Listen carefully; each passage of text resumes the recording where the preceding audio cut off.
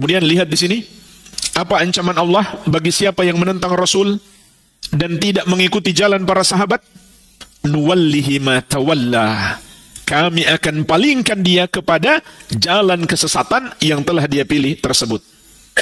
Ini sama dengan surat An-Nur ayat ke-63 tadi.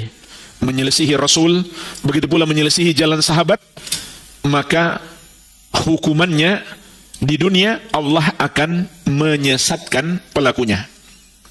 Kemudian di akhirat, wa nuslihi jahannama wa sa'at masira, dan kami akan masukkan dia ke neraka jahanam, dan itulah seburuk-buruknya tempat kembali.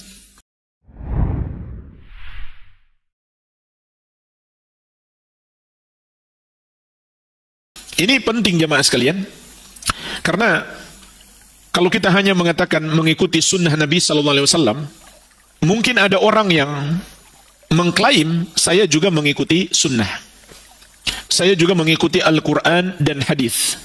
Tetapi apakah dia sudah pasti benar karena bisa mendatangkan bukti bahwa dia mengikuti Al-Quran dan hadis dengan menyebut ayatnya atau hadisnya? Jawabannya belum tentu benar. Kita sesuaikan dulu dengan pemahaman para sahabat radhiyallahu taala anhum ajmain. Maka Imam Ahmad mengatakan ini termasuk prinsip sunnah. Artinya kita nggak mungkin benar-benar bisa mengikuti sunnah tanpa mengikuti para sahabat radhiyallahu taala anhum ajmain. Dan juga kewajiban mengikuti para sahabat itu berdasarkan dalil Al-Quran dan sunnah, ijma' ulama, dan akal sehat. Paling tidak ini 4 bentuk dalil. Mari kita lihat satu persatu. Dalil yang pertama, dalil Al-Quran. Dalam Al-Quran sangat banyak. Di antaranya surat At-Taubah ayat ke-100. Allah Subhanahu wa taala berfirman, "Was-sabiqunal awwaluna minal muhajirin wal ansar walladzina taba'uhum bi ihsan radhiyallahu anhum wa radu'an wa a'adda lahum jannatin tajri tahtaha al-anhar khalidina fiha abada." Dan orang-orang yang pertama masuk Islam, yaitu sahabat-sahabat muhajirin dan ansar, dan orang-orang yang mengikuti mereka dengan baik. Allah meridhoi mereka dan mereka pun ridho kepada Allah. Dan Allah telah menyiapkan untuk mereka surga-surga yang mengalir di bawahnya sungai-sungai. Mereka kekal di dalamnya selama-lamanya. Dzalikal fawzul azim. Itulah kemenangan yang besar. Dalam ayat ini Allah Subhanahu wa taala telah menjamin keridhoannya dan surganya kepada 2 golongan. Golongan yang pertama, sahabat muhajirin dan ansor. Golongan yang kedua, orang-orang yang mengikuti mereka dengan baik. Para ulama ahli tafsir menjelaskan, ini kalimat umum, mencakup semua orang yang mengikuti mereka dengan baik sampai hari kiamat. Jadi ayat ini menerangkan kepada kita, kalau kita ingin meraih ridho Allah dan masuk surga, tidak ada jalannya kecuali mengikuti para sahabat radhiyallahu taala anhum ajmain. Dan ini tidak bisa dipisahkan dengan peneladanan kepada sunnah Nabi sallallahu alaihi wasallam. Sebagaimana tadi sudah kita sebutkan, Nabi sallallahu alaihi wasallam sendiri memerintahkan kepada kita untuk mengikuti para sahabat beliau, terutama al-khulafa ar-rasyidin. Sehingga di dalam Al-Quran Allah menyebutkan mengikuti Nabi SAW dan para sahabat secara bersamaan, dan mengancam orang yang menyelisihi Nabi SAW juga menyelisihi para sahabat, yaitu di surat An-Nisa ayat 115. Wa may yushaqiqir rasula min ba'di ma tabayyana lahul huda wa yattabi' ghayra sabilil mu'minin nuwallihi ma tawalla wa nuslihi jahannama wa sa'at masira. Dan barang siapa yang menentang Rasul setelah jelas hidayah baginya dan dia mengikuti selain jalannya orang-orang yang beriman. Jemaah sekalian, ayat ini menjelaskan kepada kita 2 kesalahan, 2 penyimpangan. Yang pertama, menentang Rasul. Yang kedua, tidak mengikuti jalan orang-orang yang beriman. Dan orang-orang yang beriman ketika ayat ini turun adalah para sahabat radhiyallahu taala anhum ajmain. Maka nomor satu yang dimaksud dalam ayat ini adalah tentang orang yang menyelisihi jalan sahabat. Lihat, tidak terpisahkan. Orang yang menentang Rasul berarti dia menyelisihi jalan sahabat. Maka begitu pula sebaliknya, orang yang mengikuti Rasul, dia pun harus mengikuti jalan para sahabat radhiyallahu taala anhum ajmain. Kemudian lihat di sini, apa ancaman Allah bagi siapa yang menentang Rasul dan tidak mengikuti jalan para sahabat? Nuwallihi ma tawalla. Kami akan palingkan dia kepada jalan kesesatan yang telah dia pilih tersebut. Ini sama dengan surat An-Nur ayat ke-63 tadi. Menyelisihi Rasul, begitu pula menyelisihi jalan sahabat, maka hukumannya di dunia Allah akan menyesatkan pelakunya. Kemudian di akhirat, wa nuslihi jahannama wa sa'at masira, dan kami akan masukkan dia ke neraka jahanam, dan itulah seburuk-buruknya tempat kembali. Dan masih banyak lagi dalil-dalil dari Al-Quran. Adapun dalil dari As-Sunnah itu sangat banyak. Di antaranya hadis tentang iftirakul ummah yang terkenal. Rasulullah sallallahu alaihi wasallam mengatakan, "Wa sataftariqu ummati ala 73 firqah. Kulluha finnar illa wahidah." Umatku akan terpecah menjadi 73 golongan. Semuanya di neraka kecuali satu. Artinya, semuanya tersesat, hanya satu yang benar. Sehingga semuanya terancam neraka, hanya satu yang dijamin selamat. Ma ana alaihi wa ashabi, yaitu yang mengikuti aku dan para sahabatku. Maka ini adalah dalil yang tegas, mengikuti jalan para sahabat radhiyallahu taala anhum ajmain itu adalah kewajiban dan jalan keselamatan. Juga dalam hadis yang masyhur, Nabi sallallahu alaihi wasallam bersabda, "Khairun nasi qarni, thumma alladhina yalunahum, thumma alladhina yalunahum." Sebaik-baik manusia adalah generasiku. Kemudian generasi setelahnya, kemudian generasi setelahnya. Pujian Nabi SAW kepada 3 generasi Islam yang pertama, sahabat, tabi'in, dan tabi'ut tabi'in. Maka di dalamnya mengandung perintah agar kita meneladani mereka. Imam Syafi'i rahimahullah mengajarkan kepada kita bagaimana cara kita beragama. Di antaranya dinukil oleh Imam Al-Baihaqi dalam Al-Madkhal ila Sunan Al-Kubra. Imam Syafi'i rahimahullah mengatakan, "Idza ijtama'u akhadna bijtima'ihim." Kalau para sahabat sudah bersepakat dalam satu permasalahan, maka kita harus mengambil atau mengikuti kesepakatan mereka. Wa in qala wahiduhum wa lam yukhallifhu ghairuhu akhadna biqaulihi.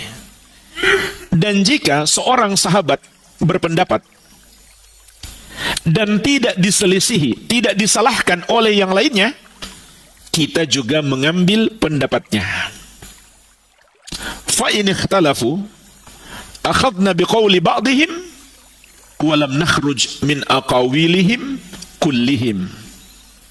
Maka apabila mereka berselisih, kami akan mengambil pendapat sebagian mereka. Kami tidak akan pernah keluar dari pendapat mereka secara keseluruhan. Jadi ini juga akidah yang diajarkan oleh Imam Syafi'i dalam beragama. Kalau sahabat sudah sepakat, kita ambil kesepakatan mereka. Dan umumnya dalam masalah akidah, para sahabat sepakat. Sebagaimana insya Allah akan kita pelajari dalam kitab ini. Apa yang disebutkan oleh Imam Ahmad dalam kitab ini adalah kesepakatan para sahabat radhiyallahu ta'ala anhum ajma'in. Kalau para sahabat berpendapat dan tidak diselisihi oleh yang lainnya, maka kita juga mengambil pendapatnya. Dan ini juga diistilahkan para ulama dengan ijma' sukuti.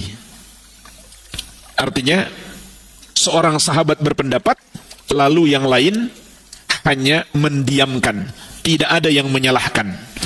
Maka ini juga masuk pada hukum ijma'. Kalau sahabat beda pendapat, maka Imam Syafi'i mengajarkan kepada kita, pasti ada salah satu dari pendapat mereka yang benar. Sehingga beliau tidak akan membuat pendapat yang baru. Kalau dalam satu permasalahan, di kalangan sahabat ada dua pendapat, dan ini umumnya terjadi dalam masalah fikih, maka Imam Syafi'i mengajari kita, berarti kebenaran itu ada pada salah satu dari dua pendapat tersebut. Sehingga tidak mungkin kita bisa membuat pendapat yang ketiga. Lalu pertanyaannya, untuk menentukan dari dua pendapat ini mana yang benar, caranya bagaimana? Imam Syafi'i rahimahullah juga mengajari caranya. Imam Al-Baihaqi rahimahullahu ta'ala juga menukil ucapan Imam Asy-Syafi'i rahimahullahu ta'ala. Wa idza qala rajulani minhum fi syai'in qaulaini mukhtalafain nazartu. Dan apabila dua orang dari kalangan sahabat Nabi sallallahu alaihi wasallam memiliki masing-masing dua pendapat yang berbeda, masing-masing memiliki pendapat yang berbeda dalam satu permasalahan, maka aku akan meneliti. Fa in kana qaula ahadihima ashbah bi kitabillah atau ashbah bi sunnatin min sunani Rasulullah sallallahu alaihi wasallam akhadtu bihi. Jika aku dapati ucapan salah seorang dari keduanya lebih sesuai dengan kitab Allah atau lebih sesuai dengan sunnah Rasulullah sallallahu alaihi wasallam, itulah yang aku ambil. Jadi itu cara Imam Asy-Syafi'i rahimahullah menilai. Beliau akan meneliti di antara dua pendapat sahabat mana yang lebih sesuai dengan Al-Quran dan Sunnah Nabi Sallallahu Alaihi Wasallam. Jadi ini cara kita beragama dengan selalu merujuk kepada pemahaman para sahabat radhiyallahu taala anhum ajma'in. Ini nasihat dari para ulama ahli sunnah. Bahkan ini telah menjadi kesepakatan ulama ahli sunnah, sebagaimana dinukil oleh Imam Ibnu Qudamah Al-Maqdisi rahimahullahu taala dalam kitabnya Dhammut Ta'wil. Beliau mengatakan, faqad thabata wujubu ittiba'i salaf rahmatullahi alaihim bil kitabi was sunnah wal ijma'. Dan telah tetap kewajiban mengikuti salaf, mengikuti generasi pertama umat Islam, terutama yang pertama sekali, yaitu para sahabat radhiyallahu taala anhum ajma'in, berdasarkan Al-Quran dan Sunnah dan ijma' ulama. Jadi ini permasalahan agama yang kita tidak boleh beda pendapat, bahwa meneladani para sahabat itu wajib berdasarkan Al-Quran dan Sunnah dan ijma' ulama. Kesepakatan seluruh ulama Islam, tidak ada perbedaan pendapat. Dan juga jemaah sekalian, dalil akal sehat. Kalau kita mencoba merenungkan secara akal sehat, para sahabat radhiyallahu taala anhum ajma'in adalah orang-orang yang paling pantas diteladani dalam berpegang teguh dengan sunnah Nabi sallallahu alaihi wasallam. Paling tidak ada 6 bukti secara akal sehat mereka lebih pantas untuk diteladani. Yang pertama, guru mereka adalah guru yang terbaik, Nabi Muhammad SAW. Wajar kalau kemudian mereka menjadi generasi terbaik, orang-orang pilihan yang paling layak diteladani. Makanya orang-orang Syiah itu tujuan mereka merendahkan para sahabat adalah untuk merendahkan Nabi Muhammad SAW. Mereka sebenarnya ingin mengatakan guru mereka itu tidak becus dalam mendidik mereka. Itu yang ingin mereka katakan, tapi nggak bisa mereka katakan secara langsung. Kenapa? Umat Islam akan langsung tahu, berarti mereka ini sesat. Makanya mereka melecehkan, merendahkan, bahkan mengkafirkan para sahabat Nabi SAW. Kemudian yang kedua, Al-Quran dan hadis turun dalam bahasa mereka. Maka pasti mereka lebih tahu daripada kita tentang makna-makna yang terkandung di dalamnya. Yang ketiga, mereka menyaksikan Al-Quran itu turun. Mereka menyaksikan dan mendengar langsung Nabi SAW menyampaikan hadisnya. Bahkan banyak ayat dan hadis, sebab turunnya atau sebab kemunculannya karena permasalahan yang terjadi di antara mereka. Maka pasti mereka lebih tahu tentang apa ayat itu berbicara dan apa maknanya. Kemudian yang keempat, jika sahabat salah paham, ada guru mereka yang akan meluruskan. Dan ini banyak hadisnya, banyak kisahnya. Di antaranya dalam memahami surat Al-An'am ayat 82. Allah Subhanahu wa taala berfirman, "Alladzina amanu wa lam yalbisu imanahum bidzulmin, ulaika lahumul amnu wa hum muhtadun." Orang-orang yang beriman dan tidak mencampurkan iman mereka dengan kezaliman sedikit pun, mereka itulah yang akan mendapatkan keamanan dan hidayah. Maka para sahabat ketika membaca ayat ini, mereka merasa berat. Sampai mereka berkata, "Ya Rasulullah, ayyuna la yadhlimu nafsah." Wahai Rasulullah, siapa di antara kami yang tidak menzalimi dirinya sendiri?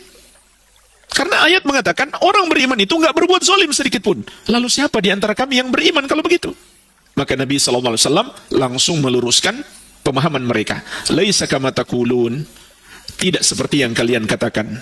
Lam yalbisu imanahum bidzulmin bisyirkin. Tidak mencampurkan iman mereka dengan kedzaliman, maksudnya tidak berbuat syirik sedikit pun. Dan masih banyak hadis-hadis atau kisah-kisah yang menunjukkan Nabi SAW meluruskan jika pemahaman mereka salah. Kemudian yang kelima, kalau jemaah sekalian, pemahaman kita terhadap satu ayat atau satu hadis bertentangan dengan pemahaman sahabat, maka dua kemungkinan. Kita yang benar, mereka yang salah paham, atau mereka yang benar dan kita yang salah paham. Maka kemungkinan yang masuk akal adalah kita yang salah paham, mereka yang benar. Nggak mungkin kita yang benar lalu mereka yang salah paham. Itu nggak masuk akal. Dan yang keenam, mereka adalah orang-orang pilihan Allah Subhanahu wa taala. Sebab Nabi Muhammad SAW adalah hamba yang paling Allah cintai. Pastilah Allah memilih untuk beliau kawan-kawan yang terbaik sebagai anugerah bagi beliau. Sehingga jamaah sekalian, hati mereka adalah hati yang paling baik. Oleh karenanya Allah berikan kepada mereka pemahaman yang benar terhadap agama. Karena Allah memberikan pemahaman itu melihat kepada kebaikan hati. Ini alasan logis yang keenam. Mereka adalah orang-orang pilihan yang sengaja Allah pilih untuk menjadi teman-teman orang yang paling Allah cintai, yaitu Nabi Muhammad SAW. Maka mereka umat yang terbaik, sehingga tidak mungkin kita lebih paham agama daripada mereka. Dan di sini juga ada nasihat Ibnu Mas'ud radhiyallahu anhu. Beliau mengatakan, "Man kana minkum muta'assiyan falyata'assa bi ashabi Rasulillah sallallahu alaihi wa ala alihi wasallam." Barang siapa di antara kalian yang ingin meneladani, maka hendaklah dia teladani para sahabat Rasulullah sallallahu alaihi wasallam. Fa innahum kanu abarra hadhil ummah quluban. Karena mereka adalah orang-orang yang paling baik hatinya. Wa a'maqaha ilman, dan paling mendalam ilmunya. Wa aqallaha takallufa, dan paling sedikit membebani diri. Wa aqwamaha hadiyan, dan paling lurus petunjuknya. Wa ahsanaha halan, dan paling baik keadaannya. Qaumun ikhtarahumullahu li suhbati nabiyhi wa iqamati dinihi. Mereka adalah satu kaum yang Allah pilih untuk menemani nabinya dan menegakkan agamanya. Fa'rifu lahum fadlahum, maka ketahuilah keutamaan mereka.